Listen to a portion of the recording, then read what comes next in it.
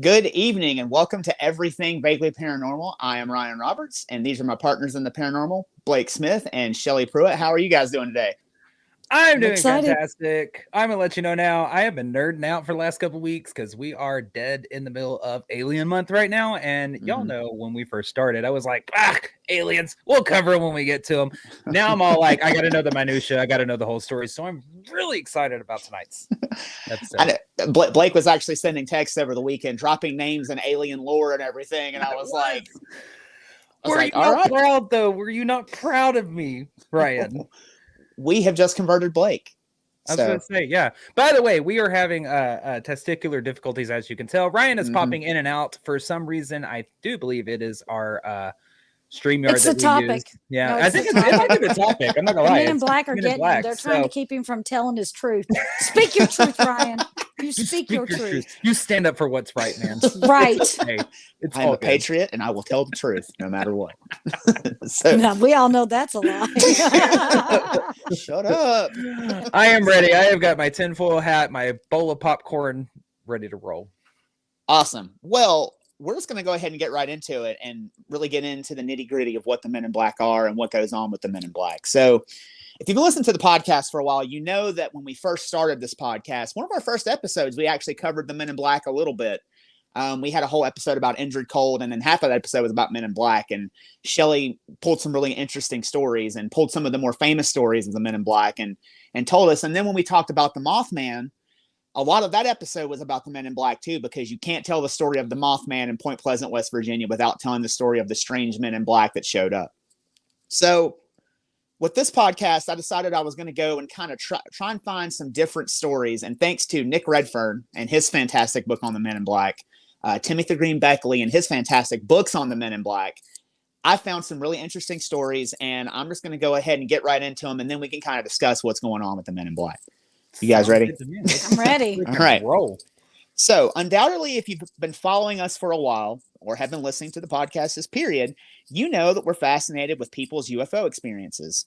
Whether it's a sighting of a otherworldly craft or an encounter with the occupants within, we can't get enough of it. What we equally find fascinating are the encounters with the dark and mysterious figures that tend to show up in the aftermath of these UFO sightings. I'm, of course, talking about the Men in Black, or MIBs for short. The MIBs. I'm calling them MIBs. The MIBs. The MIBs. In previous episodes, we've discussed the Men in Black and their odd idiosyncrasies and gone in depth about some of the high strangeness that causes them to appear. But in case you've forgotten about who they are and how they act, we're going to go for a quick refresher real quick so you kind of can remember what's going on. Okay. Now, the Men in Black, or MIBs, are strange individuals, to say the least. MIBs. They tend to show up after prominent and sometimes obscure UFO sightings. They appear to have an air of governmental importance, although they, more often than not, don't identify themselves as belonging to any sort of government agency. They just kind of show up and menace you a little bit. Mm-hmm. They show up and tend to badger people that have seen strange aerial phenomenon. And they can be ghostly white or very tan with an Asian-like appearance. They can be hairless or have a full head of hair. They run the gamut from being short to tall, and they all wear black suits, black fedoras, dark sunglasses, and skinny black ties. Kind of looking like a Blues Brother, looking like Dan Aykroyd or, John Belushi showing up at your front door. What a great mental picture for those who don't know about the Men in Black to have in their head. Mm-hmm. So, if Dan Aykroyd shows up at your front door, don't answer it. So they tend to drive old black cars like Lincolns or Cadillacs, which seem somewhat out of place and outdated. Some of them appear to be actual government agents, while others seem to be otherworldly. The otherworldly variety seem to lack the basic social cues and human interactions and don't understand customs such as shaking hands. Like there's stories of people reaching out to shake their hands and just kind of look at their hand like they're crazy. And they seem to know more about their target than they should. And they use intimate details to intimidate said target. When that doesn't work, they often threaten bodily harm or familial harm. Whether they are from here or elsewhere, they seem to have the same agenda: to scare and silence the witnesses of extraterrestrial phenomenon. And now that we had a little refresher and are more familiar with who they are, I'm going to tell you a few stories about them so you can kind of see how they operate. So we aren't talking about Will Smith and Tommy Lee Jones, right? No, we are not. Damn. And you can talk about Tommy Lee Jones anytime you want. That's a good looking man. Will Smith is too. I bet both of them. Too, Shelly. I bet you would. You know, old and rich. That's just my type. Both of them. Come on now. Now, in a previous episode, Shelly told you all about the Maury Island incident, which, if you want to know about that, kind of go back and watch that first episode of the Men in Black. But just brief overview, a couple of guys saw a UFO. It dropped hot slag on their dog and killed their dog. And they were said to have recovered some of that hot slag from a UFO. And that was the kind of first appearance of Men in Black, because a guy who was more governmental in appearance showed up and began questioning them about what happened. Now, technically, that is the first appearance of the Men in Black in relation to UFOs. But Men in Black appearances, as we know them, seemed to begin in 1952 to a pioneer of UFO research and one of the first ufologists, and his name was Albert Bender. Have you guys ever heard of Albert Bender? Yep, sure have. All right. Aren't you proud of me? I know a name, Ryan. I know a name. Oh my God. Proud of you, Blake. You get a gold star today. Yes. Score. Now, Albert Bender was what the 1950s would deem to be eccentric. He was extremely into anything macabre and a massive paranormal enthusiast. And while by today's standards, Albert's someone that we could all see ourselves in, because I was reading about the man and I'm like, I think I'd be friends with Albert Bender. Yeah, I think I would too. I totally think I would too. In the 1950s, there weren't too many like him, so he was kind of on the fringes and deemed to be an eccentric. Always an outsider, he gravitated towards the strange and unusual. But when he first heard about Flight 19, a squadron of Avenger aircraft that disappeared over the Bermuda Triangle, it was all over. Albert threw himself into paranormal research. It fascinated him. And the more he read about the activity, the more he became obsessed. He voraciously consumed any paranormal material that he could get his hands on. Sounds like one of us. And soon, there were paranormal books, journals, and newspapers lining his apartment, all strewn about while he did his research. He even had occultic material he was studying. Not only was Albert into UFOs and strange phenomenon, he was also interested in black magic, Ouija boards, and witchcraft. Like any paranormal researcher, he was covering all of his bases. Mm-hmm. In 1947, something would happen that would change Albert Bender's life and also change the course of history. Kenneth Arnold would have his sightings of the nine flying saucers over Mount Rainier, and the whole incident seemed to fascinate Albert to no end. So Albert began devoting much of his time to UFO research. In 1950, Albert's research began to really pick up. He began to heavily examine a vast majority of UFO sightings, and he began to correlate a lot of these similarities from these sightings. He also began to make inroads and network with many other serious investigators in his field. Making use of all his connections and research, he decided to start his own organization. And after much hard work, Bender founded the International Flying Saucer Bureau, or the IFSB for short, in 1952. Almost like a precursor to MUFON, it was a network of serious UFO investigators who wanted to create a way to relay information and share their findings. Albert built upon this network and began publishing his own magazine as well, as a means to attract more like-minded people and get more people to come into the fold of the organization. Man, MUFON. I want to apply to be that. I don't think they'd let me in though. They'd get my application, be like, "Oh fuck, no." He doesn't even go here. Yeah, he doesn't go here, man. Well, boy, did the magazine gain traction, and so did the IFSB. Soon the letters began to pour in about inquiries about joining to Albert Bender. Albert was amazed. More people had written him than he ever could have imagined. They too had an interest in his favorite subject. And not only were they interested, they also wanted to get in and investigate the action. They wanted to be IFSB members, and they wanted to be IFSB members fast.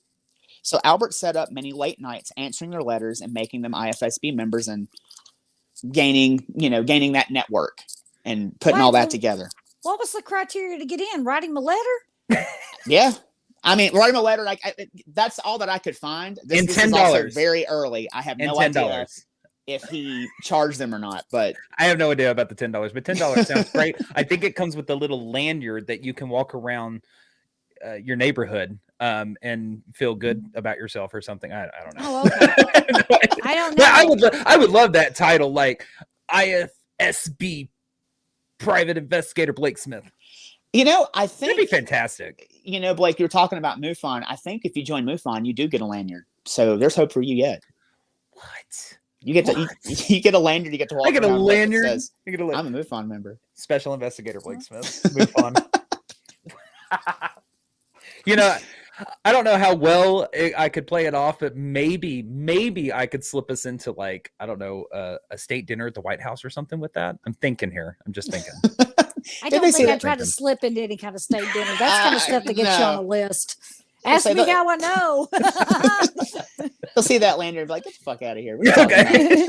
They'll be like, you ordered that on Archie McPhee or some bullshit. Like, let me see that shit. Sir, Comic-Con is around the corner. I don't know what you're doing here. Yeah. Did you make this in your basement? What the Now, soon the IFSB boasted a robust membership list and had members as far away as Britain and Australia.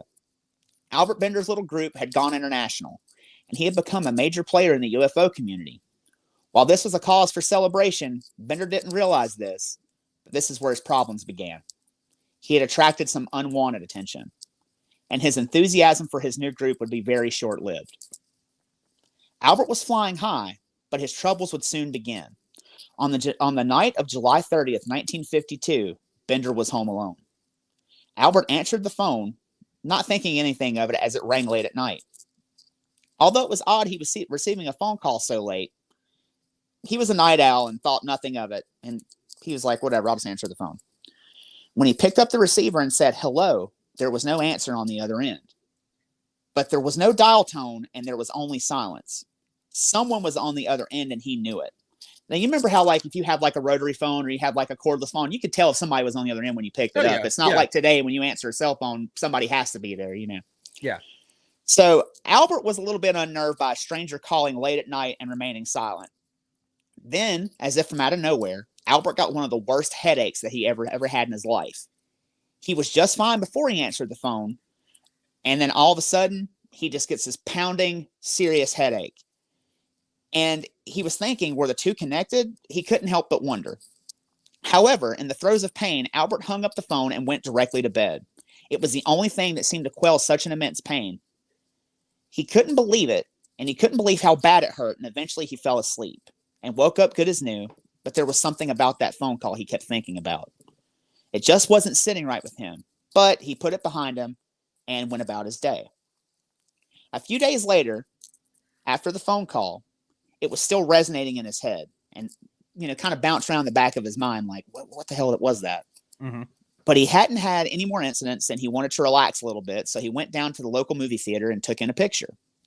The movie ended and Albert began his walk home around midnight. All was well until Albert was suddenly overcome with fear. The fear had come from absolutely nowhere. But Albert suddenly felt as if someone or something with ill intent was following him home from the movie theater. Albert picked up his pace and briskly walked home and got there without incident. He put his key in the door and walked inside. He breathed a sigh of relief because he hadn't met anything or anyone on the way home. But as he ascended a staircase to retire to his bed for the night, he stopped as he approached his door. He noticed a glow coming from underneath the bottom of his bedroom door. And Albert knew for a fact he had not left any lights on when he left his house earlier. He didn't know what the glow was and was terrified of what he would find behind the door. But he took a few deep breaths and opened his bedroom door to see what was behind it. And there he came face to face with a fantastical sight. The first thing he noticed was the very distinct smell of sulfur. And in the center of his room, he saw a bright shimmering object hovering in place. Bender immediately reached for his light switch and turned the light switch on. As soon as he did, the object vanished. Where had it gone? What was it? Much time to ponder this. That was a great cutout right on cue. That was a great cutout. What was it? Click.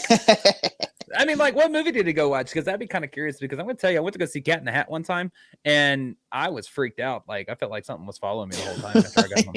Mike Myers just shows up. Thing one, thing two. You know what bitches are. Screw that shit. Anyways. Now, Albert didn't have much time to ponder what he had seen, because he immediately got to work looking through his room. He wanted to make sure that everything was still there and nothing was amiss. As he poured through his room, everything seemed to be in order but one thing. All of his UFO and IFSB files were scattered about. It seemed as if someone had gotten into his room and rifled through all of his files. Bender was understandably a bit freaked out, but he cleaned up his files and reorganized them and put them away and went to bed. Even though he just had an otherworldly experience, he was undaunted. He got up the next day and began working on an important IFSB business. And while things went along relatively smooth for a while, all was not well. Albert would soon have an experience that scared the wits out of him. In November of 1952, Albert went to another late-night movie alone. Stop going to the movies, dude. And I'm saying, God, that's your first problem, man. Stop going to the movies alone. Like, take a friend. Clearly, nothing good's coming of it every time he goes down. Obviously. So he was enjoying the latest cheesy sci-fi flick when suddenly he got the distinct feeling he was being watched. He scanned the dark theater, trying to pinpoint what was making him feel so uneasy. Then Albert watched in amazement as a man seemed to materialize a few seats away from him. He was dressed in a black suit, and the man's eyes were glowing. Worst of all, he was looking directly at Albert. Albert was so unbelievably frightened that he soon began to feel that familiar sensation that he felt when he answered the phone call. He began to feel exactly like he did that night when he received that strange phone call, and his head began pounding furiously. He felt dizzy, and he had to close his eyes. Albert sat there for a minute with his eyes closed, and when he opened them to see if the specter was still there, much to his relief, it was gone, but not for long. Must have been the Betty Davis eyes. Albert felt the eyes on him again. He turned around to find the well-dressed man right behind him, even closer than he had been before. Nope. And Albert turned 3 shades of white, jumped up, and hightailed it home. Nope. I'd have done the same. Stop going to the movies by yourself. Late at night. No. Late at night. Take a friend, Albert. Jeez, Albert. Albert got a pinch of dumbass in him, doesn't he? I mean, clearly he's a glutton for punishment if he keeps going to the movies by himself. So Albert made it home that night without running back into the man. But he would be haunted by him for months after seeing him for the first time. For the next several months, Albert would randomly catch glimpses of the ghoulish man in the dark suit, which were often preceded by the smell of sulfur. This would cause Albert to get headaches and have dizzy spells. Who was this man and what did he want? What did Albert do to get the attention of this individual? Albert may have gotten his answer in August of 1953. On a hot day in August, a long black car pulls up in front of Albert Bender's home. 3 middle-aged men in black suits and fedoras get out and knock on his door. Albert was shocked by their appearance because they were dressed exactly like the man that he had been seeing for months. But when he answered the door, he was convinced they convinced him to let him. The words are hard. They convinced him to let them into his home, even though he was terrified because he felt like they were ominous and threatening. They said they wanted to speak to Albert, but only 2 of them spoke. The third just stared menacingly at Albert the whole time. They told Albert that the Pentagon knew the truth about UFOs, but that it wasn't possible to tell the rest of the world, and that the information would be released to the public when the timing was right. Then they asked to see Albert's material on flying saucers, and he wasn't about to tell them no, so he took them to his files. The men immediately started digging through the information and remarked that they were impressed by his data gathering skills. One of them noticed a map on Albert's wall. It was in towns containing IFSB members. Oh, what's the last thing you heard? No, you're good. A map on the wall that was full of towns. It was full of towns and pins marking sightings, and it was full of pins marking the sightings in towns containing IFSB members. One of them exclaimed, "My God, you're everywhere." They did not seem happy about that fact in the slightest. They took his IFSB membership containing all the members and addresses and told Albert that he needed to quit looking into UFOs. They told him that if he kept it up, he would be charged with treason and sent to prison. And with that, they walked out the door, leaving Albert Bender reeling. Right then and there, he decided it would be best for him to quit his UFO research. He was so terrified that he stopped publishing his magazine, and in the final issue printed, "We advise those participating in saucer work to be very cautious." And with that, he stopped publishing his magazine. First of all, why did he feel the need to be so damn hospitable? Yes, come in. I know you're weird and you're mean mugging me over there, but come on in. I got sweet tea. Well, get out there with that bullshit. Interestingly enough, and you're going to find, when we talk about it later, there are a lot of cases where people have been visited by the Men in Black, and they feel compelled to let them into their home for some reason. So And maybe it was the he 50s. just. Mm-hmm. It was the 50s. People didn't lock their doors.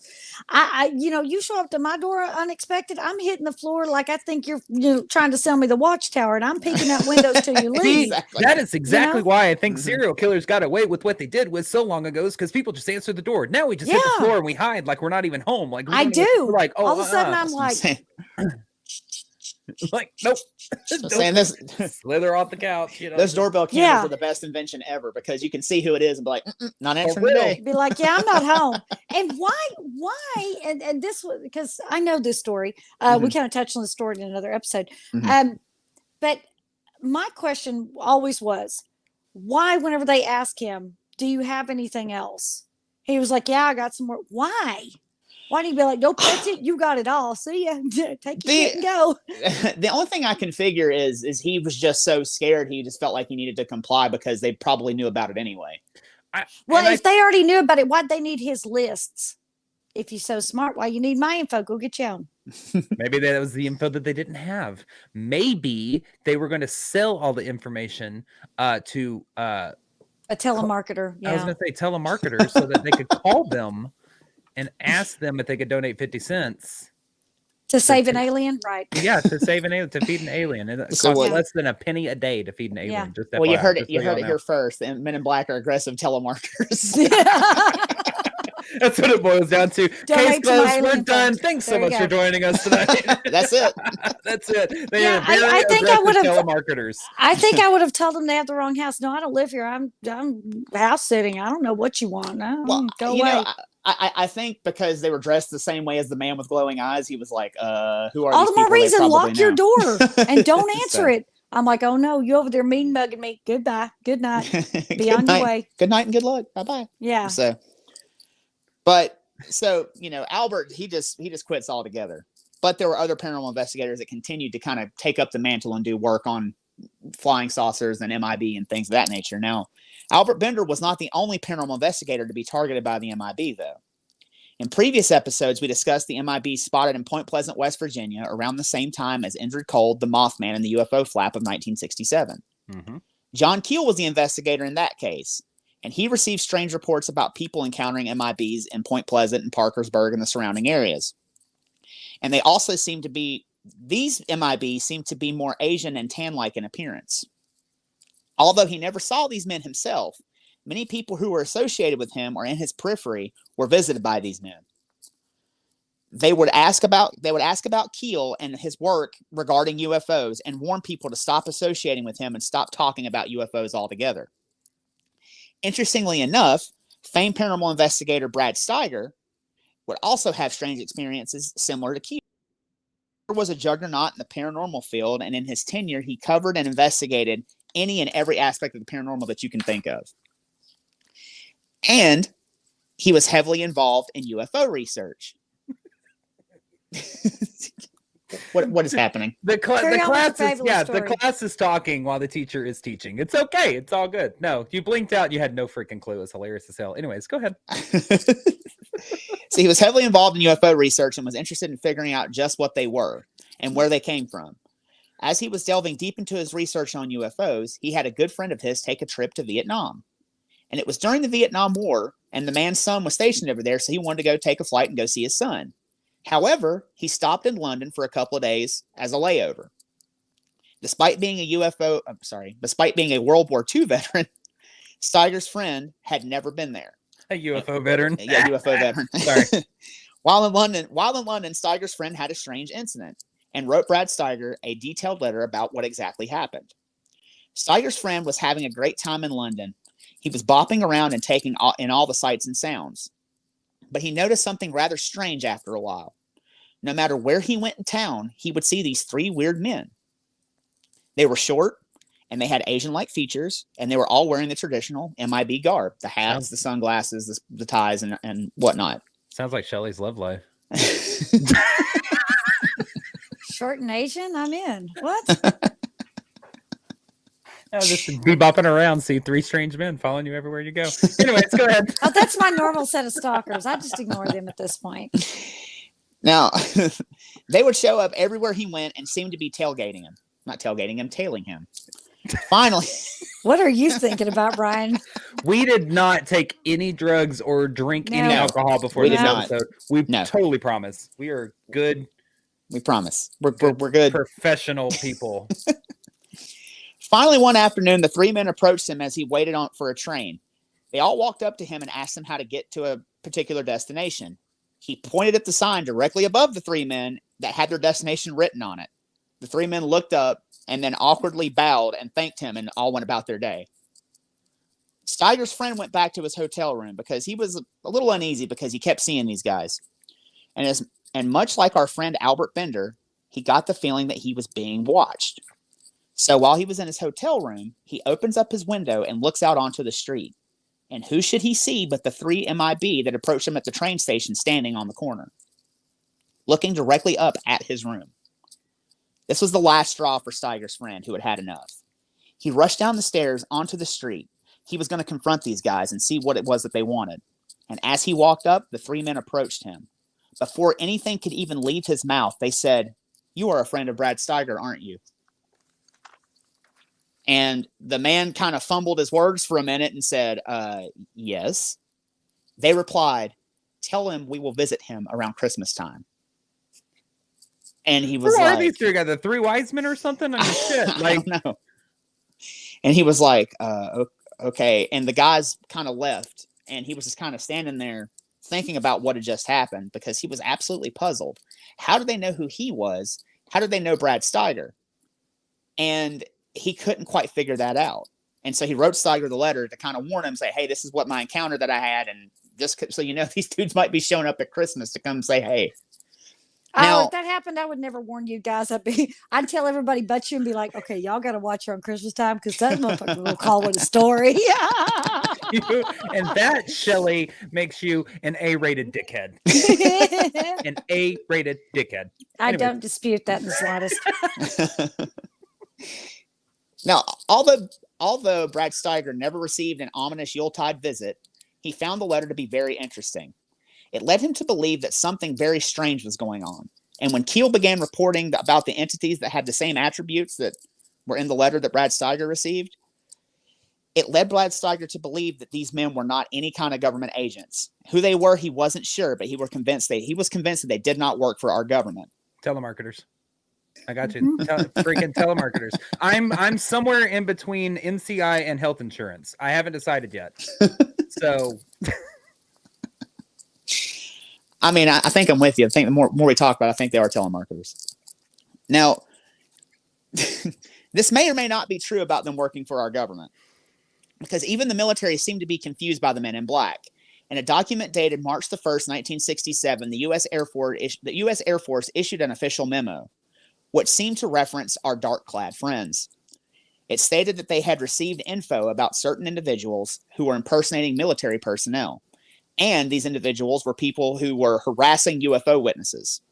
They further stated that any military member who came across anything to do with these men were to report them to their local OSI office.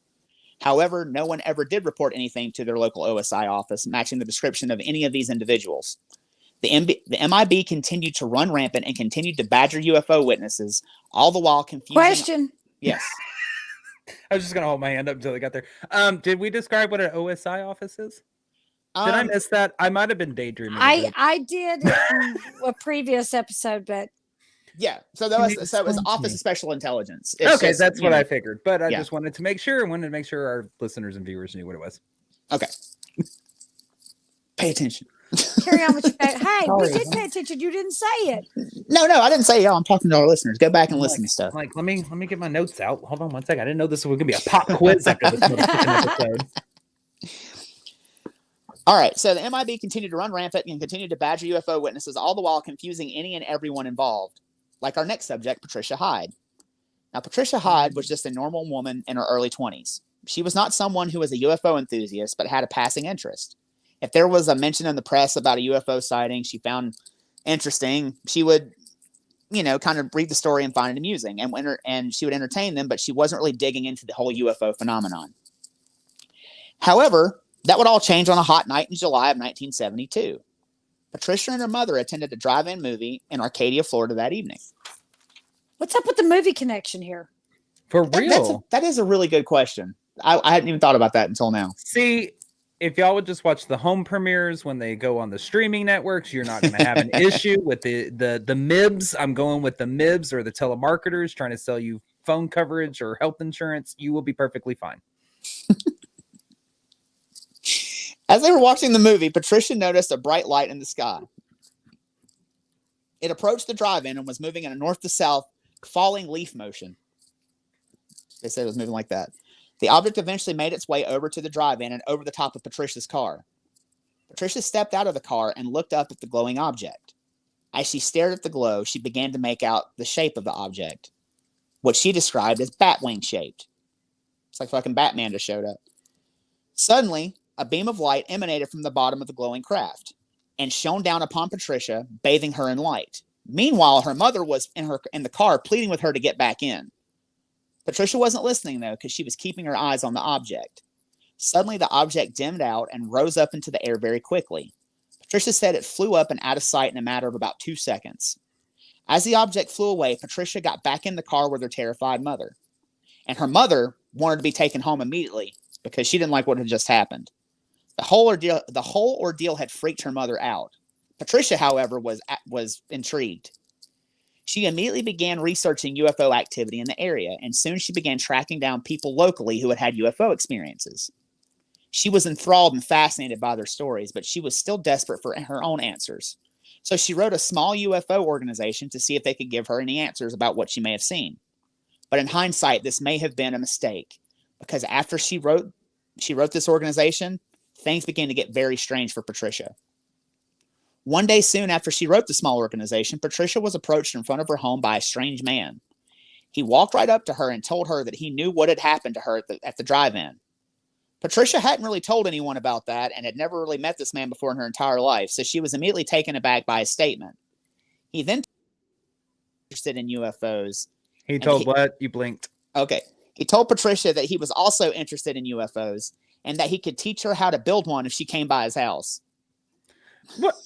All of a sudden, he's got a damn arts and crafts project for us. Come over, let's build us a UFO. Come on over, yeah. Well, get out of here, you weirdo stalker. It's like a soapbox car. We'll build one in my garage. It's like the precursor to the wine and paint classes. Like, just come on by and we'll have a beer and build a UFO. Why not, Patricia? Yeah, because you look like you can build things. Why would he think she even wants to do that? Get out of here, you weirdo. I don't know. So, Patricia, I can't say that I wouldn't think about going. I mean, your curiosity wouldn't get the best of you. You want to see what his UFO components were in his female, garage? No, I don't want to see what your UFO component is. As they just said in the comments, that's the best pickup line ever. No, hey, baby. Want to come build a UFO in my backyard? You want to come see my UFO? It's out of this world. Mm-hmm.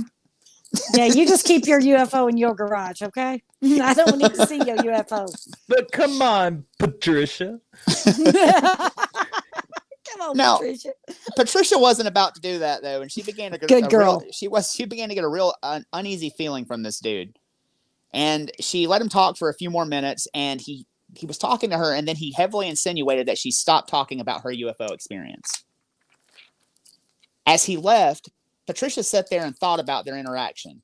She couldn't shake the feeling that he had been sent to shut her up and keep her from talking. But Patricia put the incident behind her, as strange as it was, and continued with her life. Wait, so if she didn't want to come build a UFO with him, she had to shut up? I guess. I mean, that's what it sounds like. I don't want to come build a UFO. Well, then screw you. Stop talking about him. I mean, this is a conversation I'm imagining in my head. You know that's how it went down. That's exactly how it went down. It was like, fine, if you don't want to come build a UFO, do you have health insurance? Because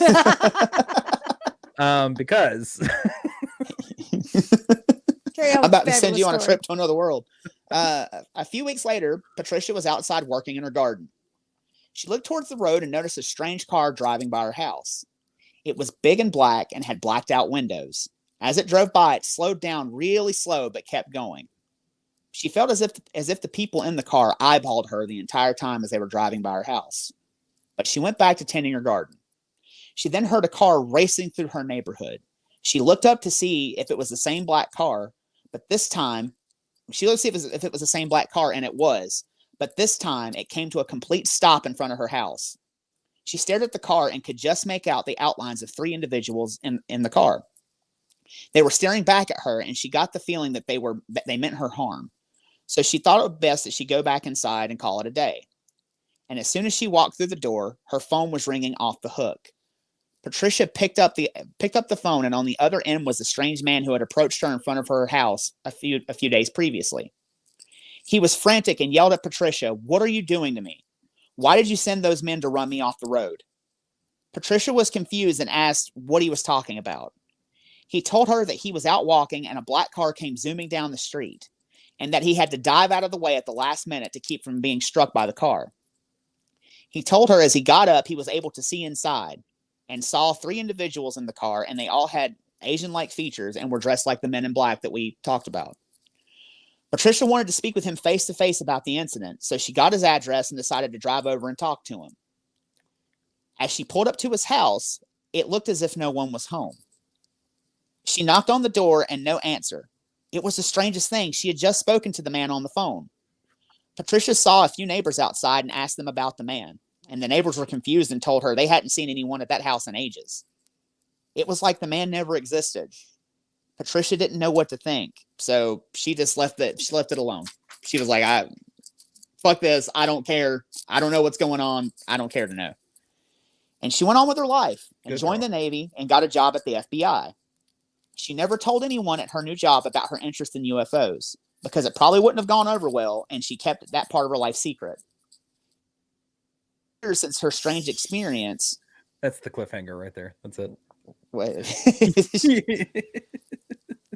Said so, it wouldn't have went over well at the FBI, and it had been years since her strange experience. But one night, Patricia got a knock on the front door of her DC apartment.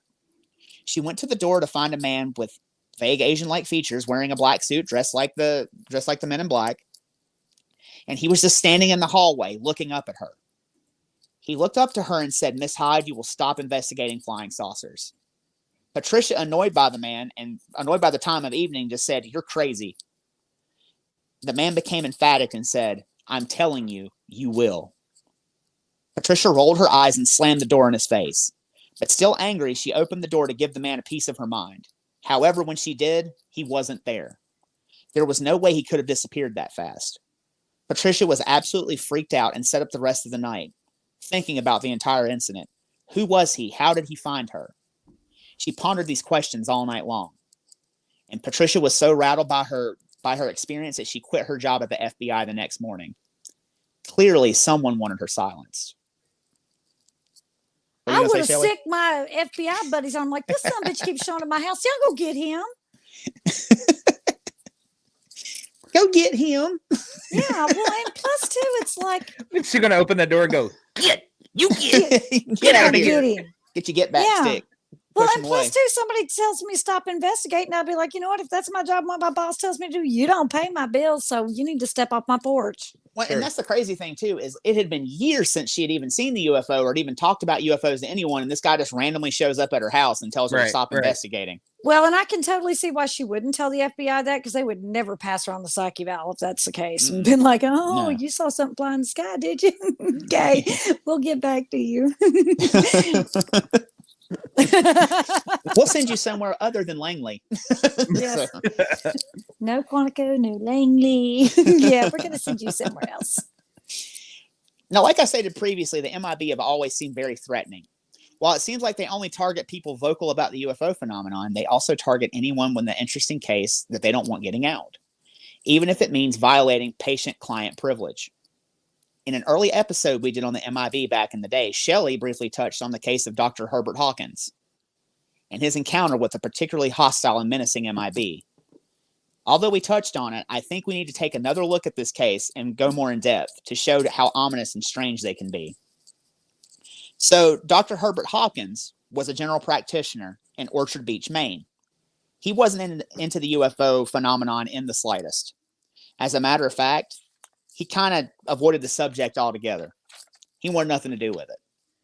However, he was well versed in the practice of hypnotic regression therapy, which was very popular in the UFO field. It's believed that hypnoregression therapy can help people recount hidden memories, especially people who believe they were abducted by aliens and can only remember bits and pieces of their encounter. So one day in 1976, Dr. Hopkins receives a phone call from a friend. His friend knew a young man named David Stevens who had had an abduction experience, and he wanted Dr. Hopkins to hypnotically regress him so he could recover some of those memories. Dr. Hopkins didn't really want to get involved in that sort of thing. However, he agreed to do it as a favor for his friend and began doing sessions with Stevens. And I'll tell you right now, like the regression crap, not a fun Sunday afternoon sipping tea kind of party to have. We covered that because me and Shelly have both had past life regressions done on us. And that is not a fun experience to uncover a memory that you didn't even realize that you had locked inside somewhere. Yeah, for some reason you don't hold on to all the fun memories about birthday parties and stuff. It's always something traumatic. Yeah. Regression. Not, just we're gonna go have fun. It'll be a nice little nosh and a brunch. No, we thought, we'll go do this. Probably we nothing will both happen. walked out of there red-eyed. I had mascara on my face. Shelly's mascara was running down. My face was beat red. I had like 3 paper towels in my hands from like wiping tears away and stuff like that. Not a fun experience, although very interesting. It's I will fascinating. tell you. And it actually, is fascinating. And actually having it done to myself and experiencing it firsthand, having a regression done, I give regressions a little bit more weight because I do too. Now that I've had it done, personally experienced in that session. You want to know what we experienced? There's a past life episode that we talked about back around in like October timeframe of last year. Yes. So, and I think it's called Past Lives Through Another's Eyes. Go and watch that if you want to hear about our regression sessions. And I'm telling you, they were pretty traumatic for both of us. So yes, I can see how that would work with people who had a traumatic experience to go and figure things out. I will say this about how traumatic it was. I'll let Ryan get on with his story. Oh, you're fine. Shelly and I had decided to record both of ours so that we could then post them up for people to watch. After we had them done, we had both decided it was way too much of a traumatic experience to be videotaped, let alone to put out for others to watch. That's how just emotional it was. It's not a fun journey, but I put a lot of weight behind regressions now because of the personal experience that I've had with one. And I did it twice. Yeah, wait. You went back. I was like, for punishment. I was more messed up after the second one than I was after the first one. I was messed up.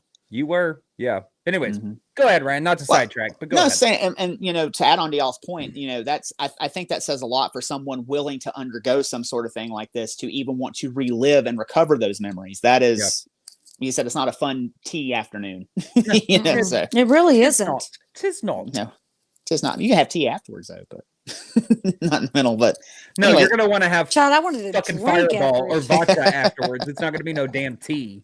Anyways. I didn't say the tea wasn't spiked. It's just taking up room. Just get straight to the liquor. Yeah. Now, Stevens told Dr. Hopkins about his experience in the session. He said in October of 1975, he and a friend were driving when suddenly a spaceship appeared over the car. Stevens claimed that he and his friend were both taken aboard the ship, and this greatly intrigued Dr. Hopkins because through the regression sessions he was doing, he began to think that Stevens was telling the truth. So Dr. Hopkins recorded the sessions and put them away in his files because he wanted to listen back to the tapes and analyze them later. And with that, he threw himself into UFO research and right into the crosshairs of the Man in Black. On the night of September the 11th, 1976, Dr. Hopkins was enjoying an evening at home by himself. His wife and son had gone to the movies, so Hopkins had free reign of the house. And around 8 p.m., his telephone rang and Dr. Hopkins answered. There was a man on the other end, and he said he was the VIP. That's not the VIP. The VP, the vice president of the New Jersey UFO Research Organization. He wanted to know if he could come and speak with Dr. Hopkins. Dr. Hopkins found it a bit odd that a UFO group based in New Jersey happened to have a VP in Maine that wanted to come speak to him. But he told the man just to come on by. God, the MVP of a UFO network, man. The MVP. And how interesting. The wife and kid went to the movies. Y'all stay out of those movie theaters. And Men in Black gonna get you. Yeah, that is a weird thread. I didn't even think about when I was doing the Brian's sitting here, right now his research. Didn't even realize it. And we're like, wait, movie. I want to know. I really want to know what they're watching. Now, The man asked Hopkins if he was at home alone, and Hopkins said yes. The man said he would be right over and hung up the phone. So Hopkins put the phone down and went to his front door to turn on his porch light so the man could see his home and to get where he was.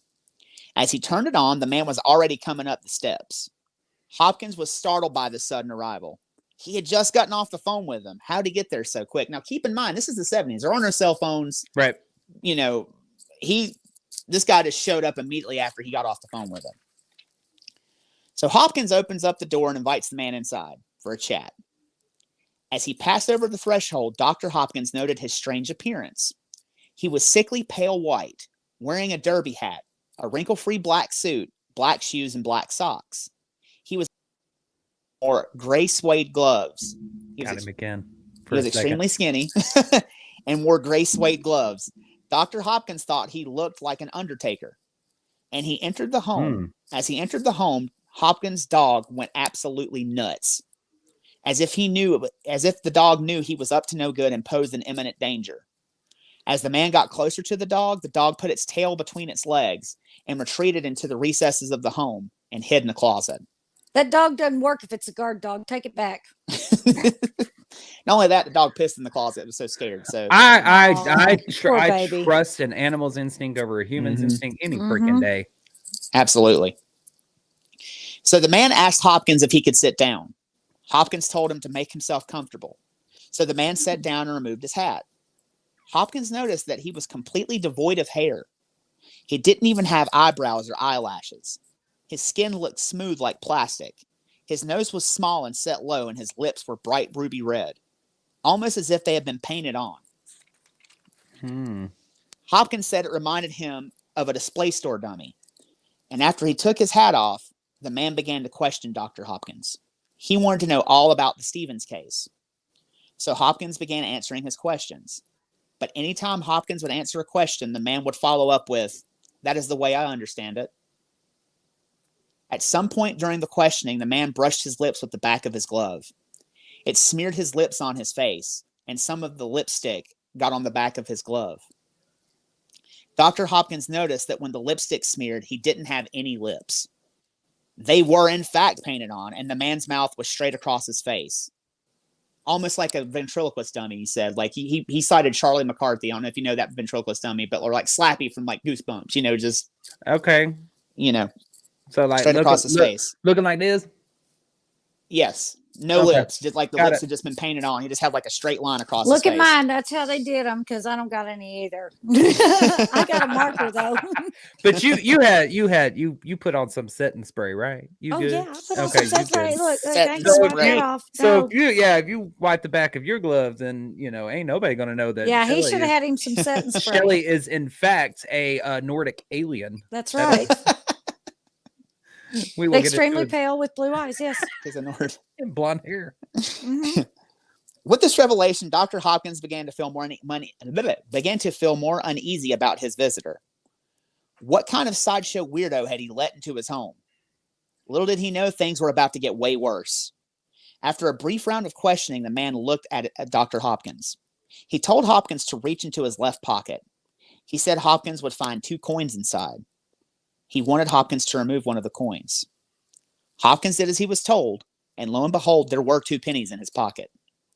Hopkins pulled one out of his pocket. The mysterious stranger told him to put the coin in the flat on the palm of his hand and hold his hand out. Hopkins did as he was told and looked at the man. The man told Hopkins, quote, "Don't look at me, look at the coin." Hopkins looked at the coin, and to his amazement, it turned silver. Then it turned blue and dematerialized. It simply vanished in the palm of Hopkins's hand. He was astounded.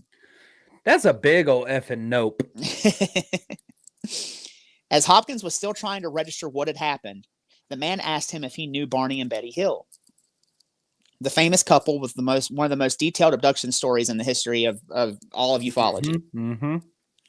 Hopkins responded that he knew of Barney and Betty Hill and knew that Barney had died. The man said, "That's right. And do you know what he died from?" Hopkins said he wasn't entirely sure. And the man said, "He died because he knew too much. Barney didn't have a heart when he died, just like you don't have a coin." He then ordered Hopkins to erase all of his tapes. that he had recorded with Stevens and destroy any files he had pertaining to UFOs and abduction. He said he would know when Hopkins had done so, and if Hopkins didn't, he would suffer the same fate as Barney Hill. Hopkins said as he spoke his final words, the man's speech and cadence began to change. His words were more spaced apart, almost like he was losing steam. His words were too spaced apart? His words became slower and further spaced apart, almost like he was losing steam. He got to his feet at a tortoise's pace and said, "My energy is running low. Must go now. Goodbye." And he walked out the front door, and as Hopkins followed him. Hopkins watched him cling to the wall as he walked down the steps. He seemed as if he was going to fall over. He got to the corner of the building and held on for a minute, as if he was exhausted, and then rounded the corner and disappeared into the night. Hopkins was entirely spooked by the visit, so he immediately went inside and demagnetized all of his tapes and burned all of his UFO files. He had nothing to do with UFOs for the rest of his days. The MIB were successful in intimidating Hopkins into silence. That is forever how I'm getting off the podcast from now on. Losing energy. Losing energy must go. Oh, shit. That's my new sign off. Just so you know. What the actual I know that is a weird. I mean, that's one of the strangest encounters that you can even ask for. Yeah, what the fuck was that about? That's just insane. I'd have been calling the law. He robbed me of a penny. Ask him where it is. Go on, ask him. You gotta find him first. Come here and take my pennies. Make my pennies disappear. Give me back my penny. Go. And why did he turn into a robot at the end there? I don't know. I think that was just the way Ryan read it. I don't think he probably actually sounded like that.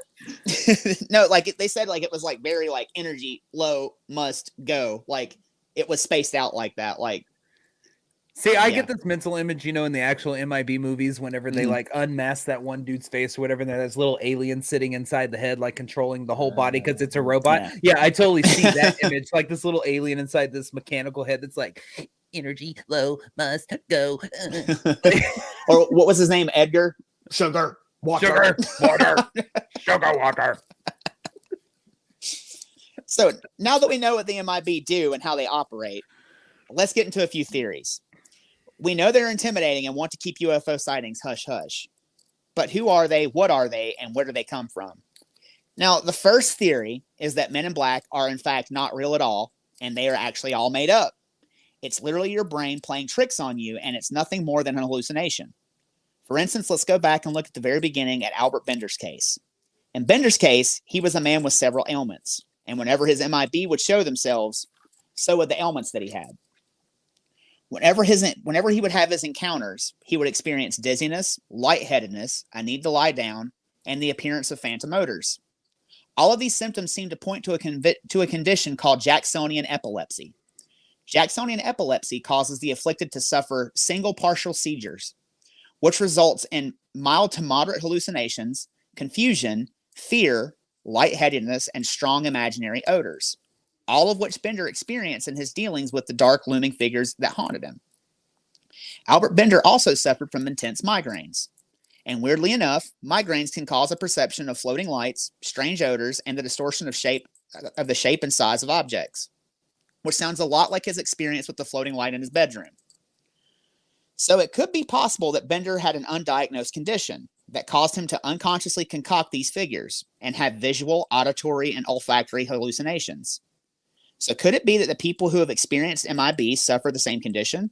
I think this is entirely possible in some cases, but not universally. I think there are too many people who have had too many different experiences. They all run the gambit of being fantastical and seemingly supernatural to the more nuts and bolts governmental encounters. I think that suddenly becomes a chicken and egg question. Did he have this and it was undiagnosed, or if the men in black are real and every time they showed up, could they have been causing it? So which one was really there first? If we're going to, let's play on the assumption that this is real. There have been too many people that have had experiences. So obviously, and Ryan, you and I know someone personally who has had, Charlie, who has had a Men in Black experience. And when Charlie told me the story, I was floored. And Charlie is very, very credible and would. It's not something that person would just make up. And I'm trying to be real non-specific here. Sure. Absolutely. So I think that again with Bender, it could be chicken and egg. Which came first? Did he get the headaches and the because the nose hallucinatory nose smells, odors? I didn't know my nose could hallucinate. Oh, there's grandma. What? No. But yeah, I mean it can, because I mean, yeah, we get phantom smells. Yeah, your smell, your sense of smell is tied into. I never thought about it as my nose hallucinating though. Right, but that's my new band name, Nose Hallucination. Nose Hallucinations. No, I think that you're right in what you just said, Ryan. I mean, are there some cases that could absolutely be true, that it is an undiagnosed medical condition? Oh, absolutely. That can be said for a lot of things that are experienced in the paranormal. Absolutely. But is it for the majority of cases? I don't All believe of so. them? Exactly. Yeah, It does not. It doesn't Exactly. make sense that it fits so many cases that are spread out all over the world, not just in one location, you know. So yeah, and then plus my thing is like, investigator wise, I need to see facts on that condition. I need to see what percentage of the population has it, you know, and I need to see like the data on that to be able to figure that portion out. Yeah, and that's what I'm saying too. I was like, you know, could it be a hallucination? Absolutely, it could have been with Albert Bender. We don't know. But like you were saying, I think we're doing a disservice to all the other victims of the MIB by calling them all hallucinations. Oh yeah, in absolutely. this case, maybe, but maybe, you know, yeah, but there's way too much going on that could be. Knowing what all Bender was in and everything that he was looking into, and how heavily he was into researching into you know, ufology and everything, I just don't see it being. I think that his was legitimate cases of it. You know, I don't know, and especially I would be curious if he had ever been documented that before too. Well, I was going to say that it seems like nothing that I've ever read or ever came across that he was having these symptoms prior to the first encounter with the MIB. I'm going with the MIB still. Damn it, I'm going to make it work. You know, so I'd be interested to see if he or his doctor or anybody, you know, in his world, could recall such an instance that he was experiencing that before. And I wonder too, was Jacksonian epilepsy even known back then? Would they even know what that was too? You know, so no, absolutely not. Yeah. I can tell you right now, because they barely knew what freaking epilepsy was back then, because my family, epilepsy runs in my family, and I'm talking just 2 generations back. To my grandparents, you know, I had a grandparent who was kicked out of school because they had no idea what it was. Really? I didn't know that. Yeah. And we're talking, that would have been in the 1940s. Well, they used to put epileptics in asylums, did they not? Yes. At some point. They did. So, or they did. And those were the lucky ones. The other ones would be locked upstairs in an attic or down in a basement or whatever. And it was horrible. Yeah, no, that would have been like 40s, 50s, somewhere in there that he was in high school. And you know, and so, Albert Bender was active in the 50s, so they definitely didn't know what was going on as far as that goes. Yeah. So, you know, while it could have been an hallucination with him. Guys, I'm tongue-tied tonight. He got cracked up at that. Sorry, go ahead. So, while it could have been an hallucination, I do think that maybe with him, but not everybody else. There's just too much going on. Another skeptical theory we can examine is a case of mistaken identity. There are official organizations that investigate UFO activity, the most famous being, of course, MUFON, but there's another organization tasked with investigating UFO and alien phenomenon as well. This organization was known as NICAP, or the National Committee on Aerial Phenomenon. They were founded in the 50s, and while they still are around today, they were more active from the 50s up until about the 80s. While they took the position that UFO activity is extraterrestrial, they were very scientifically minded about it and often showed up pretty quickly after a sighting. They would come to an area, find witnesses, flash membership cards, and then interview them.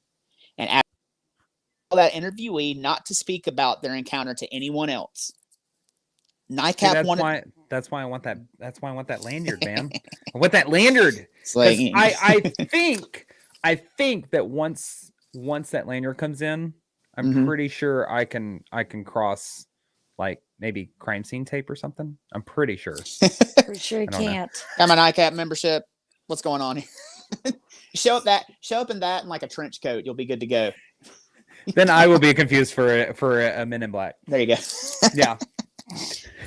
Well, so they would tell their interviewees not to speak to anyone else about their encounter because NICAP wanted the scoop and didn't want other groups investigating or having access to their witnesses. So they tried to keep their witnesses quiet.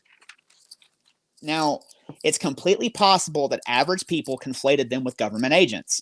For all they knew, NICAP was an official government agency. And if you have these nuts and bolts, cold science-minded individuals with no social skills pressing people about otherworldly phenomenon and telling them not to talk about their experience with anyone else but them, I can see people misidentifying them as Men in Black and thinking they had a Men in Black experience. So that is, and like I said, this is, I don't think any of this is universal for all Men in Black experiences, because like I said, you have the more government type that you have, and then you have the more fantastical, out of this world, out of left field stuff like, you know, what Dr. Hopkins had experienced. So I think in some cases, this could actually have been what was going on. People just mistook other investigators for MIB. Now, the most realistic theory on the skeptical end is that MIB are government agents, which is a distinct possibility. Who better to scare the wits out of someone and silence them after a UFO encounter? According to documents recovered thanks to the Freedom of Information Act, there are several instances on record where men matching MIB's description were dispatched in order to retrieve info and silence witnesses after a UFO encounter, such as with the case of Joe Perry. In 1960, he took a picture of a UFO in Grand Blanc, Michigan. He blew up several pictures of the craft and went to the local paper to tell his story. Shortly after, two men in dark suits and fedoras visited Perry. They confiscated all of his photos and left. The men in photos were never seen again. And in a recently released declassified FBI file, it states that FBI agents were indeed deployed to take the photos from Perry. I feel like maybe there are a lot of similar cases like this throughout all of the MIB lore, where the infamous MIB are nothing more than civil servants doing their job. Albeit with unconventional methods, they achieve their goal and try to keep information about top secret matters from spreading, which I think may be the most likely scenario and explain the majority of cases when people have Men in Black encounters. So I think that the government agent or the misidentified UFO investigators are probably the most likely scenario when it comes to a majority of your MIB encounters. See, I'm going to have to disagree, because the one thing of all the MIB stories that I have read is that, yes, they are very like humanoid and all that kind of stuff, but they're like it seems almost like alien in nature, in the fact of like, they look like you or I, but their eyes may be a little bit too bigger. Yeah. Or too big, or their nose is off center just a little, or their head's a little bit larger than normal. There's always that one little instance of them, little characteristic of them that is abnormal, not normal. It's the telltale sign. Absolutely. That they're not human. There's something off about them. Every time. So I don't want to jump your story too much. So if you got more theories, like, go for it. Oh yeah, I've got a few more, but I think that we'll talk about that at the end, because I kind of rounded out. I was gonna say, because we're almost to the discussion portion of it. Yeah. So getting into the more metaphysical side of the spectrum, is it possible that the MIB are tulpas? This is also a possibility. For those who don't know what a tulpa is, it's a thought form entity. It's an entity that one or multiple people focus their energy on, willing it into existence and creating a sentient being. Like we talked about Slender Man before, which actually kind of matches the description of MIB if you think about it, with like the suit. A little bit. I mean, lankiness and kind of weirdness. A little bit. This could be what's going on with the MIB situation. What if Albert Bender inadvertently created these things while in his attic room, focusing his energy and intent on creating them? As with all tulpas, they gained sentience and took on a life of their own. They continued to follow the same MO and showed up after UFO encounters, scaring witnesses and repeating the process, causing more people to believe in them and focusing their energy on them, thus making them more powerful and spreading fear and panic. But this is just a theory, and I don't necessarily think if that's the case. The reason being is the variety of MIB cases. People describe several different types of MIB, be it Bender with his spectral MIB, Keel with his vaguely Asian MIB, or Dr. Hopkins with his gaunt, ghostly MIB. If they were all tulpas, I think they would all have. I think wouldn't have so much of a variety of them, basically. Also, while a lot have the same goal, their actions vary. Even though they have taken on a life of their own, I would assume that they would achieve their goal by similar methods. And since the report of different entities with different methods, I think that theory is out. Now, here's where it's going to take a left turn and get a little weird. Oh, hell. Oh, because it hasn't already, guys. Just in case you're wondering, we are still very much on the path. We have not deviated at all, but now we're about to go into left field. Take it away, Ryan. Some researchers believe that the MIB are vampires. While not vampires in a classical sense, feeding on blood, they believe they are entities that feed on fear. When they show up, they cause a feeling of terror, and once they elicit a strong emotional fear response, they leave. They only show up around UFO flaps where emotions are running high, and they scare the bejesus out of people, and once they're satisfied, they disappear. And the next time you hear about them, they have shown up around another UFO incident. Perhaps they travel from event to event and feed on fear to survive. I think this theory is a bit of a stretch, and I really don't think MIBs are fear vampires, although it is an interesting theory. So you're telling me that this is a real-life Monsters, Inc. shit happening right in front of us? This is a Pixar movie happening in real life? Yes. Collecting fear and screams and... Mike Wazowski is showing up to your house. Mike Wazowski. I will tell you right now, I did not expect the word vampire to come out of your mouth, and I thought I had heard all the theories. I have actually heard that.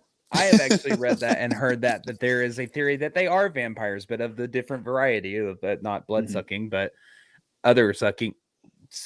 Oh, never mind. I'm just what kind of vampires are you talking about? Let's just let him leave that there. Yeah, we're just gonna leave that right there on the table. Is this an episode of True Blood? What the fuck?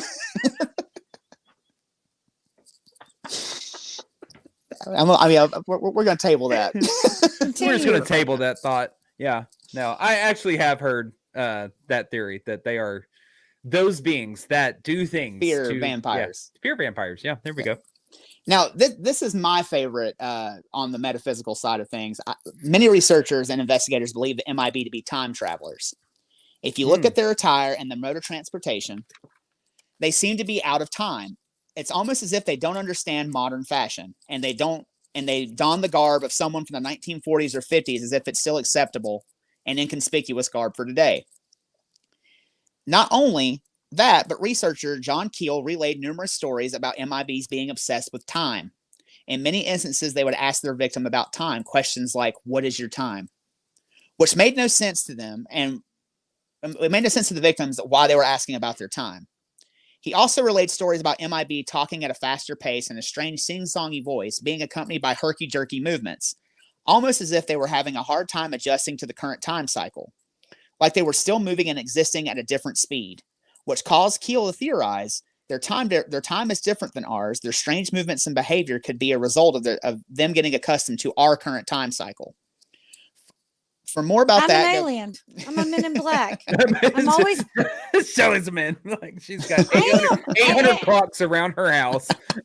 Am I not time obsessed? Do I not? You really are. You're very time obsessed. You are fast pace, and I think I am. I think one of your eyes is larger than the other one. I'm gonna be honest. Guess which one? I don't know. And look, they're so blue too. Definitely a Nordic alien. Oh God. Anyways, Brian, go ahead. So I would say, damn discussion. If you want to know more about the whole time traveler theory, go back and listen to the Mothman episode. We kind of get really into the weeds on that discussion. It's pretty interesting.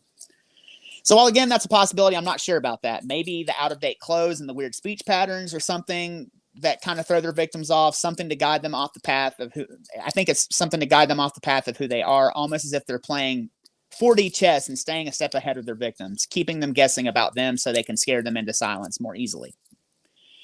Now, I think too, if I were to hedge my bets on all of these theories, I think the whole situation could be a military psyop. A psyop is a psychological operation to influence the perceptions of individuals and groups. This is exactly what MIB do. They show up, they scare people, and they scare people into not talking. Their strange behavior is on purpose to make them seem as if they are from somewhere else or otherworldly, and their appearance has the same effect. They are trying to keep things that are top secret, thus the clandestine late-night visits when no one else is around.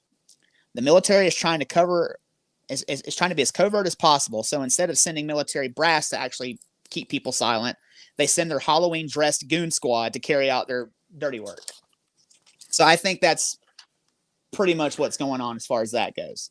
Here's your badge. You joined the Men in Black, the MIB. You can pick up your costume at your local spirit store that's now housed inside the Payless that's shut down. Welcome to the Halloween Goon Squad. So whoever or whatever they are, you don't want to run afoul of these individuals. If you see a UFO, just be aware, because you may get an unwanted visitor rapping at your door. And if you do, remember, you didn't see anything. So what do y'all think? What do y'all think MIBs are? Where do you think they come from? Okay, so there's one other thing that I want to try and see if I can portray or describe that might be a theory that I have heard, that it's kind of a 50-50, so to speak, on these things are being seen in a way like we are allowing this moment of opportunity for them to come in based on, I guess you could say, like the Tulpa idea. Like, it's not, oh, I've seen a UFO. Oh, the Men in Black are going to come. And that we're allowing them in that way, but then we are perceiving them in such a way. So it's kind of like this 50-50 mesh of they land in the metaphysical aspect of it. For me, these things are straight up like, I don't know, aliens, lizard people. I mean, I can't really get on board with lizard people, reptilians, whatever you want to call them. But anyways, that's the category where I throw these guys into. But I see them more or less as like erasers of the universe, I guess you could say, or something, if you want to put it that way. Oh no, Farmer Ed's seen too much. We got to send in Bob and Chuck in their black suits and go get them to, shut the hell up and stop telling Dottie about his experience. So almost like they're trying to fix timelines. Is that what you're saying? Or like, in a way, I like how you described like the psyop that was happening, that whole thing. That's actually a theory that I hadn't even really considered, which is interesting. Every other one of those I had actually kind of heard or read about. Psychological warfare to me makes much more sense. Yeah. But I don't know. There's just something about him in every one of these.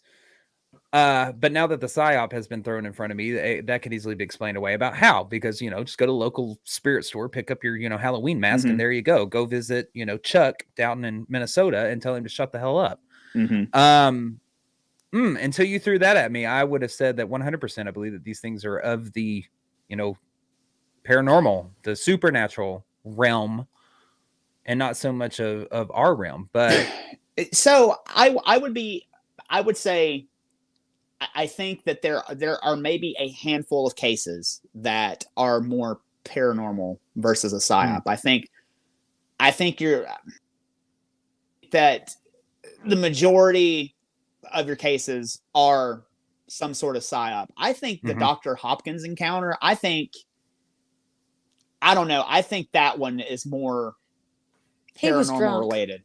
Well, I don't think he was drunk. But see, then you have the thing is like I've read a story of, God, I wish I could remember all the details of it. It's been a minute, but there was a gentleman who had a UFO experience or an alien experience of some sorts like that. He gets a knock at his door, and when he opens the door, there is a man or men, I can't remember if it's one or two, standing at his door, dressed exactly how we described the Men in Black, except when they come into his house, they are hovering. They are not walking. They are literally hovering off the ground and glide into his home.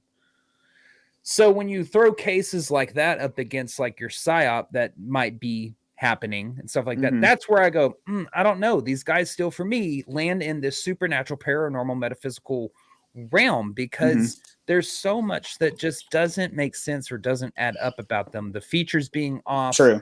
Their characteristics and traits being off, their dress, obsession with time, all of that kind of stuff. And you also, I know there are a couple of cases where there are time slips when these people come to visit.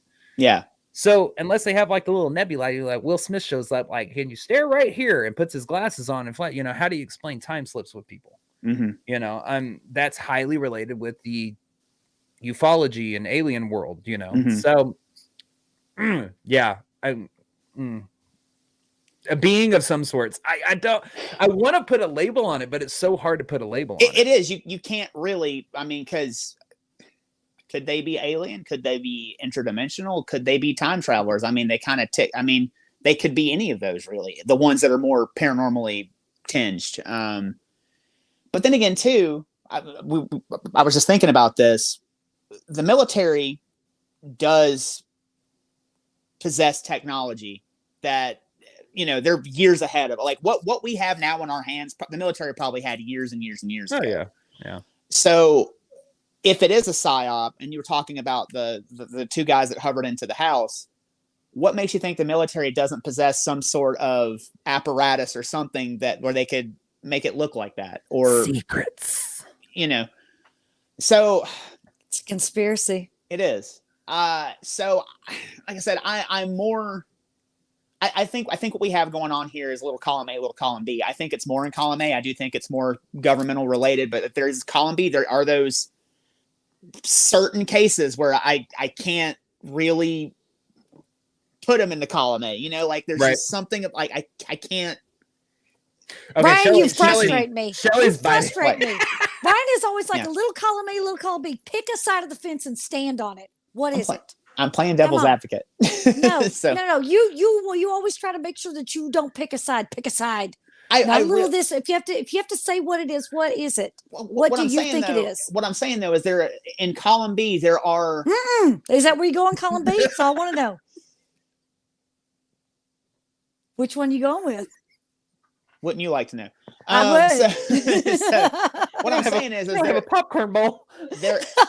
There are things in column B that I just can't quite get to. Like I just can't quite put them into column A. So if you can't put them in column A, then you're going to have to be in column B. I really don't know. I could go either way on these. But that's the thing. That's the thing. And I understand that you want to go either way with it. You want to go that it could be column A, column B, and all that kind of, flippy floppy bullshit. Mm-hmm. But which side? But the thing is that if it comes down to it, and you're like, I can't put this into column A because this takes place and this takes place. That's part of this. So if you can't put these over into column A, then in your mind, I would think that technically that would have to be a column B categorization for them. So column B for you would be what? What are are you talking about the supernatural, the paranormal aspects? Yes, like I said, the more supernaturally tinged cases would go into column B. Because column A is like your governmental your governmental agents, your governmental like psyops or whatever. Column B, like I said, is just those handful of cases that I can't quite rationalize putting into column A.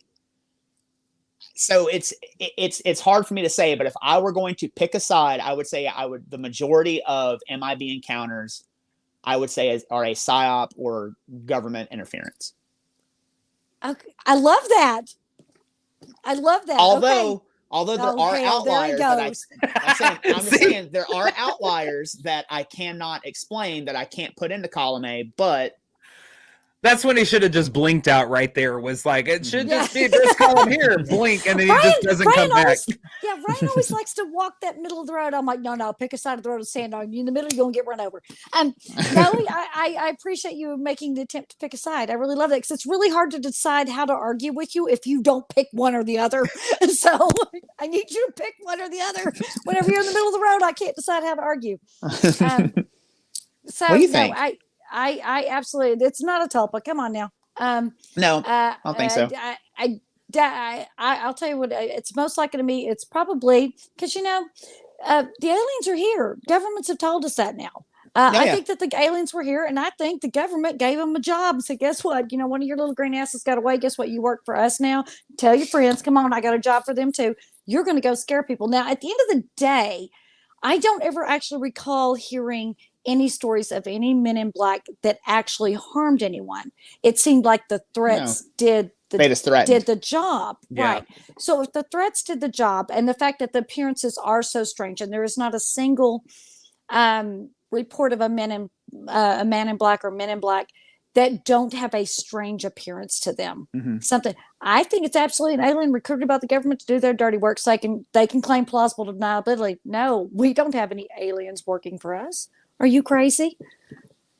So I mean, really though, you are kind of walking the fence then if you think that because that's kind alien. Of resides in both columns. It's an alien. You employed an alien to work for the government, so they are aliens, but they do work for the government, so they are government agents. Everybody needs a job. I mean, yeah. It's an alien. That statement. Well, that's I like think you. that they are aliens. You lived in Vegas I at did. one point. I Remember, did. have you ever heard about the tall whites? Mm-hmm. Like, Blake, do you know what the tall whites are? You can go ahead and explain it.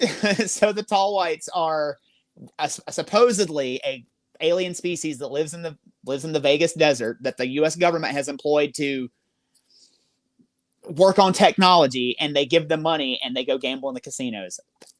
That's just I didn't.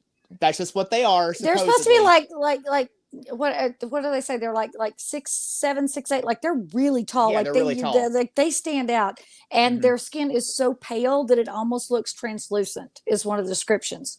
So yeah, let them work out in the desert where they're going to get sunburned. What a jerk! What if it's the tall whites? They need money to go gamble, so they're working for the government. But that makes sense because they would be wearing makeup, which is how a lot of the Men in Black are disguised. Sure. But I have to ask Shelley though, does that not? I have to go back to Ryan's point. Does that not make you actually straddling the fence? Then it's an alien. It's an alien that works for the government. Absolutely, I'm telling you what I think. But it's in both columns. Okay. Yes, everybody need a job. It is in both columns. Don't come here and freeload. Get you a job like anybody else. I'm all about both columns. You are straddling the fence on that. I'm not saying it's paranormal. I'm saying it's straight up alien. Oh, come on. That is the biggest fucking crock of shit. Like, aliens are magical. They can float. How do you know? You take me to your pet alien and let me see what he can do. You don't know. All right, there, semantics. I think they absolutely are from out of this world. I think they absolutely are aliens, and I think they do their best too.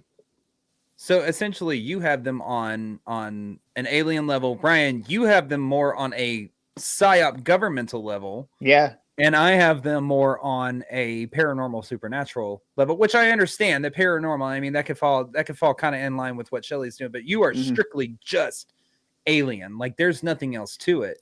Like for me, with like metaphysical, like supernatural, paranormal, whatever, these things could be tulpas. These things could be, that's that realm for me. I put them in that realm. Now, what label in that realm, I ain't got a freaking clue. They are some type of being that falls in this realm. That are magic. Yeah, that they are beyond the space and time of this world. That they could be under the Tulpa umbrella. That they could be under all of those kind of things, but they fall on that more spiritual plane for me. So for some reason. Okay. Do you? God, we all have a different viewpoint tonight. What the hell? Okay, let me pose this question to you, because there was I didn't really cover it very much because I couldn't really find anything to support the theory other than a few things, but that wasn't but anyway, with the smell of sulfur preceding the MIB, and you're on the more metaphysical, more paranormal realm, do you think they could be demonic? That is a theory that I've heard. Their fuel. That is the theory that I. Well, sure. Maybe they had a flat tire on the way here, and they had to get out and change their gravitational propulsion system tire. I don't know what kind of fuel that runs on, and maybe it's stinky. No, but that in Ryan's, what were you going to say, Ryan? Maybe they're full of farts. God, I wish I would have just kept going. Anyways, no, that is a theory that I have actually heard, that these things are, and I believe that it was Bender who said along the lines that they could have been some type of demonic entity at some point.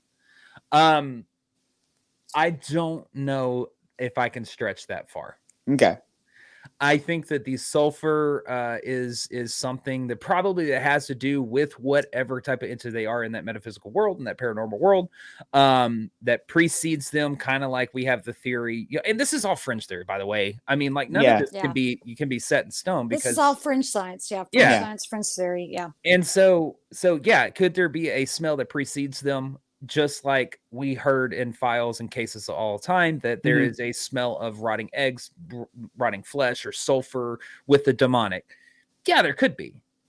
I can't stretch that far to throw the demonic on them.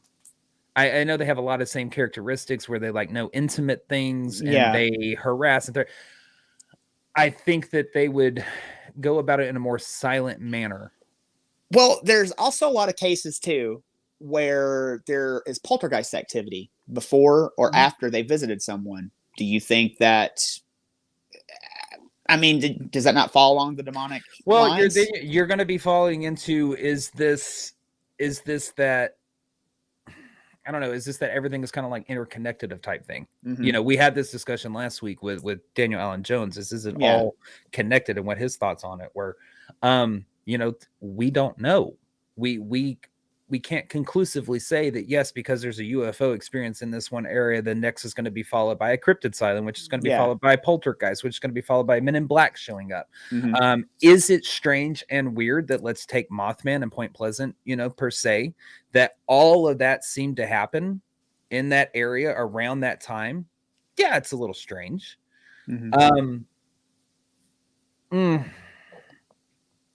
I don't know. I don't see the two being connected for some reason. Okay. No, I was curious because I know that's your realm. I know you love demon stuff. So. Yeah, I do. Oh, I do. I love anything demon, demonic, and demonology. I'm all about it. I'm studying the hell out of it right now. So, I don't know if I could tie the two together for some reason. I just don't feel like it's there, and that I can't explain any further than it's a feeling. Yeah, it's just a feeling. I have nothing to go off of, obviously. Yeah, I would think that whatever, if say these Men in Black are actual alien beings, that really just want to find out what everybody knows, because if I'm supposed to be undercover, you're blowing my cover. Don't be talking about me. But as far as the poltergeist activity, it's alleged to come after some of these, the disruption. If they were from, think about it, whenever you hear the reports of UFOs and alien sightings, things, there's a disruption in the atmosphere. Things are weird for a while. And maybe if they actually come into your home and they are of an alien nature, perhaps they are disrupting some kind of field that has to reshift and rewrite itself. And perhaps that could be the explanation for the poltergeist activity that some of them have. Yes, go ahead. There's a really good comment in the comments right now from Chad with Ghost Geeks that says the smell could actually be explained by what astronauts call the smell of space, which they say smells like burnt steak with a little bit of sulfur. Which could lend more credence into Shelley's theory about them being a straight up alien, some type of thing. I knew Chad Wandell from Ghost Geeks was my favorite. Thank you, Chad. She talks shit about you all the time, Chad. Don't let her lie to you. But is your ass sore from sitting on that fence though? Because you're still sitting on that fence. No, I'm not. Straight up alien. That's what I'm saying. She's saying that it's alien. That works for the government. No. I'm gonna side with Shelley, Ryan. I'm gonna side with Shelley. She is straight up giving us her answer. She's saying that it is alien. She's saying that it's alien, man. But what she's saying is that just like humans can't leave crap alone when they find crap in tombs and they like to move shit and release curses onto the earth. They trap this little dude in here and go, hey, look, now you're a prisoner. Now we're going to put you to work. And he's like, cool, I need money to spend because now I have a life down here. So cool. I'm a gambling addict. I got to go to GA later on tonight.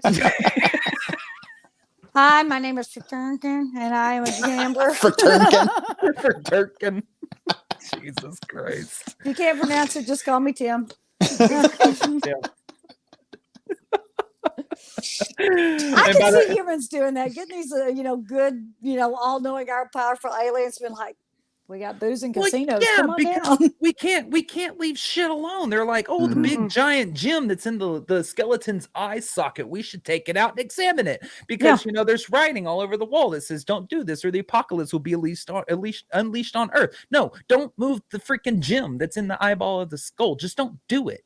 Humans like to take that crap. That's probably why they kidnapped an alien. And Shelley, you were probably right. They probably put him to work. Thank you. They're like, well, we have him now. We don't have anything else to do with him. So old Tim's working for the government now. Then. Old Tim's working for the government. Yeah, get it right. But you can just call him Tim. So we have the last final wrap up is me. I'm on the metaphysical side of it, paranormal side. Shelley, you're on aliens, and Ryan, you are some type of governmental psyop. Yes, governmental interference on all fronts. This is why we'll never get to the conclusion of what the fuck the MIB are. Or the MIBs. I'm calling them the MIBs now. MIBs. They're MIBs. Well, one thing we can conclude is this damn podcast. Blake, tell them what they need to know. That was fantastic. That was I a great wrap arguing up. with you, Ryan. That I was love to a frustrate great you wrap so up. much. Such a great wrap up. All right, well, we got a few announcements before we wrap this up. So first off, if you'd like to see us speaking in person, then July 14th through the 16th is your chance. You can catch us in, which is this weekend. By the way, you can catch us in Kansas City, Missouri, speaking at Metacon. They are going to have a great lineup of paranormal speakers and metaphysical speakers, including us. Maybe you can get an answer who the hell the MIB are there. That's going to include John Zaffis, us, Andrea Perrin, as well as like 40 plus vendors and 30,000 square feet of shopping, healing, and fun. So it's going to be a great 3-day event. So come out and check it out. Second, all of our tickets that we had on sale right now are currently sold out. We are actually working on putting other locations on the calendar for our public events. So make sure that you stay tuned. Make sure to go follow our Eventbrite page so you can be notified when those tickets for those events go on sale. We are going to post up our Linktree page to our Facebook page tomorrow. So make sure you're following us there. This is going to have all the links included in one-stop shop, including our social channels. Make sure you're following us across those because we got a lot of great content coming out later this year that's going to be exclusively for those channels. And our Linktree link is also going to have those public events on our Patreon page. Our Patreon page is just $5 a month. And with that, you instantly unlock well over 100 extra Patreon exclusive videos.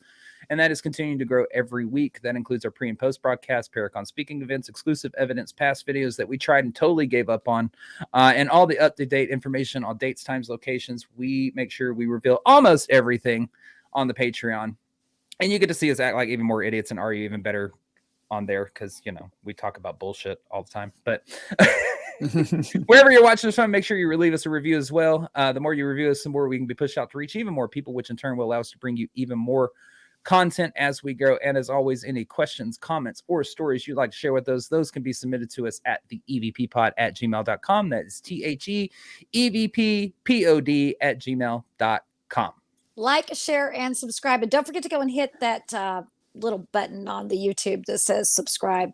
Get bell. everything first. That little, the little dingy thing. Yeah. Well, you can also go check out our YouTube and see what live streams are coming up for the entire next month. Shut up, Brian. I don't know the technical term. It's the dingy thing. The dingy thing. Go onto YouTube and touch our dinghy. That was for Brian, not for me. I don't touch. Jesus Christ. So for Blake Smith and Shelley Pruitt, for Blake Smith and Sherry, Who am I? tonight. No, I'm For confused. Blake Smith and Shelley Pruitt, I'm Ryan Roberts. This is Everything Vaguely Paranormal. Thanks for watching, and we will see. Oh, and for Brittany in the back, pressing the buttons, making us look good. This is Everything Vaguely Paranormal, and we'll see you next Tuesday. Bye, y'all. Oh, thank God.